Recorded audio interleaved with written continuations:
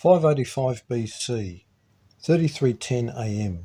The biblical record has Nebuchadnezzar II beginning his reign in about 604 or 603 BC, which was the year the Babylonian king took Jerusalem. In the 19th year he invaded Judah again and destroyed Jerusalem and the Temple of Solomon. The prophet Jeremiah escapes after hiding the Ark of the Covenant. He and his scribe Baruch, with a Judahite princess named Tamar, and others flee by ship to Egypt with sacred records and a stone called Jacob's Pillow, that later kings of Scotland and England would be coronated on as descendants of the house of David. This is the third overturning of the throne of Judah as prophesied by Ezekiel. The authorities in Jerusalem had Jeremiah the prophet locked in a dungeon, but he was freed by order of King Nebuchadnezzar II himself.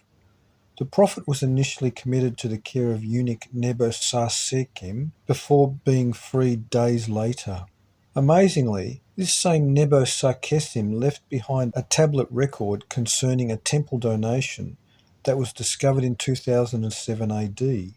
Jeremiah hid the ark, the tabernacle and the altar of incense in a cave, according to the Maccabees text.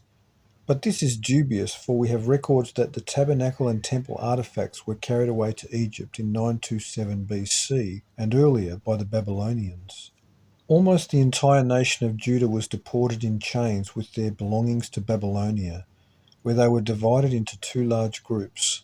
The first group were sent onward to settle in Media and the borders of Persia, and the second group was scattered in smaller groups throughout Mesopotamia. It is to be noted that in the biblical record there is no more mention of Israelites. The Judahites felt themselves a people apart from Israel. Assyria had fallen 22 years priorly, and now the populations of the Israelite-descended Cimmerians, Gimri, Kimbri, Galutha, Gete, Saka, and Kumri from Bith Omri were on the move, many already settling Armenia, the shores of the Black Sea, and the Balkans. The fall of Judah was 1656 months, 414 times 4, or 552 times 3, after the siege of Samaria by the Assyrians in 723 BC. As Israel moved west in their freedom, Judah was marched east in bondage. Judah's destruction was total, entire cities being emptied, and destitute peasants roamed the empty palaces. Unlike the Israelites, who were merely deported and resettled, the people of Judah were enslaved. In fact, slavery was a part of the foundation upon which Babylonian society rested. After the Babylonians departed, the Edomites quickly raided the waste of Judah and killed the locals who escaped the Babylonians. They had been trying to rebuild the temple when the Edomites came in and burned it down. For this the Edomites were cursed. The people of the Phoenician cities of Tyre and Sidon rejoiced at the fate of the Judahites and were also cursed. The destruction of Jerusalem was attested in the chronicles of the Chaldean kings. Jeremiah and his royal Judahite entourage sailed from Egypt and eventually landed in Ireland, which had been settled by Danaan and then later another branch of ancient Israelites called the Milesians. Through Phoenician shipping, contact was constant between Palestine and Ireland. The Judahite princess Tamar was well received at Tara and married to King Heraman, fulfilling a prophecy of Isaiah, quote, "And the remnant that is escaped of the house of Judah shall again take root downward, and bear fruit upward. For out of Jerusalem shall go forth a remnant, and they that escape out of Mount Zion." Unquote. Through Tamar the house of David continued. They lived at Ulster, and Irish traditions claim that Jeremiah with his scribe, a Shimon Barak, were buried there. In the fourth year of the 48th Olympiad, 585 BC, during the reign of King Alyattes of Lydia, according to Pliny the Elder, a Phoenician by remote descent named Thales of Miletus predicted that the sun would darken in 2 years, 583 BC. This is the same thing predicted by Ezekiel the prophet, and as we will find, this was foretold because these men knew about planet Phoenix and its effect upon our world in a direct transit. This ancient astronomical knowledge of Phoenix was first evident when Atreus of the Argives predicted that the sun would darken in 1135 BC. Thales gained fame throughout the Greek world when his prediction came true. More on him in 583 BC. 1 Ezekiel, 2 Jeremiah, 3 Maccabees, 4 Sargon Magnificent, 5 1 Esdras, 6 Antiquities, Josephus, 7 Isaiah, 8 The Stone Angle, 9 Natural History, Pliny, the Universe and the World.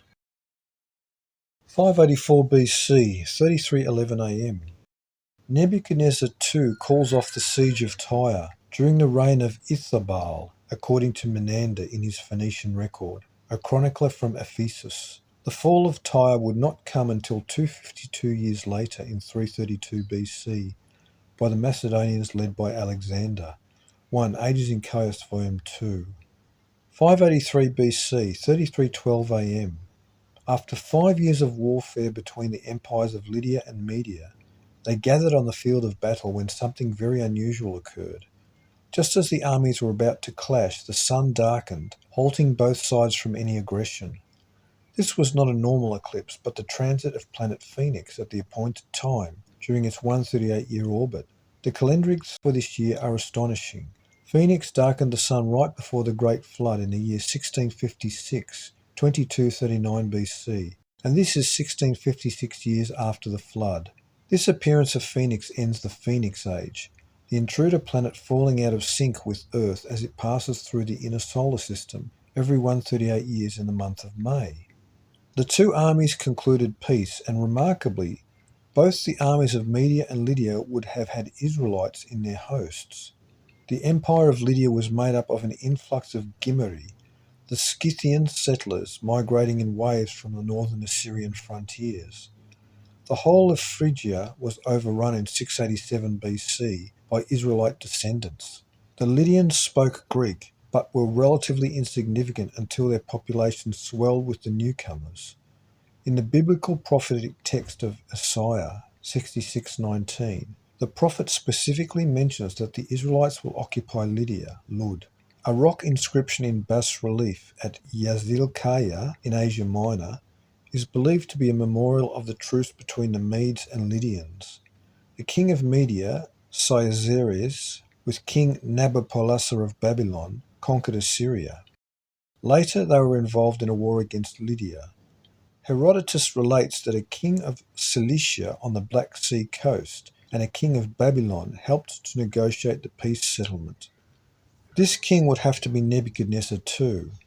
This is interesting, for this was Nebuchadnezzar II's 24th regnal year, and in the 24th year of his predecessor, Nebuchadnezzar I, in 1135 BC, the sun darkened when planet Phoenix transited. Two things are noted by the scholar Velikovsky concerning this monument. The relief of Yazilkaya depicts the kings of Lydia and Media holding up an eclipsed sun, and also in the Annals of King Merciless we read, quote, "While I marched toward the land Uzi, the sun became obscured," unquote. This was 552 years after Atreus predicted the sun darkening in 1135 BC. 2 years prior to this, Thales of Miletus predicted that the sun would darken, and now in 583 BC his fame was known throughout the Greek world. Because Greek tradition holds that he accurately predicted the darkening of the sun, implies that the Greeks knew that it had darkened. Thales was honoured as the first of the Greek philosopher-scientists. He visited Memphis, Egypt, and he measured the height of the Great Pyramid by calculating the ratio between his shadow and the shadow of the monument. Thales believed that all things were full of God. It was his accurate prediction that brought instant recognition to Ionian knowledge, philosophy, and beliefs. With a rich heritage of ancient Israelite migrations through the cities of Asia Minor for over 7 centuries, it is not surprising that Herodotus mentions that Thales was a Phoenician by remote descent. Nor was it surprising that the Ionians, ancient Danaan, drew much of their knowledge from Egyptian sources. Unlike the superstitious myth-makers of antiquity, the Ionians were the first to provide natural explanations for seemingly mysterious phenomena. The affluent of Athens, Corinth, and Thebes, all anciently settled by migrating Israelites, sent their sons to Ionian schools. Thales' most celebrated student was the philosopher Anaximenes of Miletus, a city in Asia Minor that had exported wave after wave of Israelite fleets. Anaximenes also had 2 famous students, Anaxagoras of Clazomenae in Ionia and Diogenes Laertius. Many of the Ionian sages had similar names, like Anaximander of Miletus, who believed that the origin of all things was from an infinite God. Anaxarchus, also of Ionia, who accompanied Alexander of Macedon into Egypt in 331 BC. The popular Ionian root Anax, found in so many Ionian names, betrays their Israelite origin, a memory of the great Anak of Canaan. Robert Graves, in both of his monumental works, The White Goddess and the Greek Myths, demonstrates that Anak and Anax are the same historical person, a giant who lived in Palestine. Thales believed in the soul's immortality according to Diogenes Laertius, and he did not believe in Homeric cosmology or that of Hesiod. The Ionians did not hold stock in Greek mythology. This year begins the Japanese regnal lists. In the Chronicle of Japan, Nihon Shoki, the first emperor was connected to the sun. Why the Japanese kingship history begins at this date is not known. However, it is ironic that the Japanese emperor considered the sun as a symbol of kingship.